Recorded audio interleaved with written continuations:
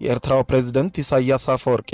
አሁን ላይ ከአሜሪካ በከፍተኛ ሁኔታ እርዳታ እንዲሰጣቸው ለውጭ ኃይል አንንበረከክም በማለት ለዘመናት ኤርትራን ቆልፈዋት የቆዩ ሲሆን በአሁኑ ሰዓት ከአሜሪካው ፕሬዝዳንት ዶናልድ ጄ ትራምፕ ጋር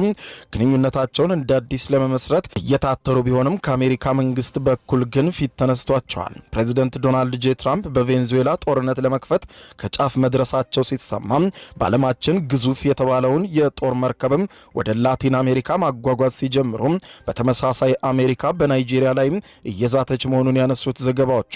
ከቅርብ ጊዜ ወዲህ ከአሜሪካ ጋር ቅርርብ ለመፍጠር እየሞከረች ያለችው ኤርትራ ግን ከዋይት ሃውስ የምትጠብቀውን ድጋፍ ከወዲሁ ማግኘት አለመቻሏን ጠቅሰው ከዚህ ጋር በተያያዘ ፕሬዝዳንት ኢሳያስ ኤርትራ ከአሜሪካ ጋር ያላትን ግንኙነት በልመና ላይ የተመሰረተ ሳይሆን ቀደም ሲል የተፈጸሙ ስህተቶችን ለማረም ያለመ ነው ሲሉ እስከ ማስተባበል ጭምር መድረሳቸውን በማንሳት በዚህ ወቅት አሜሪካ ሌላ ጦርነት ለመክፈት እየተዘጋጀች ባለችበት ወቅት ቀርቶ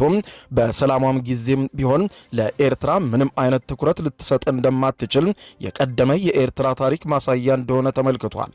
ከሰሞኑ ደግሞ ፕሬዝዳንት ትራምፕ ቬንዙዌላ ምን እንደማደርጋት አልነግራችሁም ማለታቸውን ዓለም በምዕራቡ ሌላ ከባድ ጦርነት ለማስተናገድ ዋዜማ ላይ መሆኗን የሚያሳይ ሲሆን ፕሬዝዳንት ትራምፕ ቬንዙዌላ ውስጥ በእግረኛ ጦር ጥቃት ያደርሱ እንደሆነ ሲጠየቁም ያንን አደርጋለሁ ማለት አልችልም፣ ቬንዙዌላን ግን ምን እንደማደርጋት አሁን አልነግራችሁም ሚስጥር ነው በማለት መዛታቸውን ያነሱት ዘገባዎቹ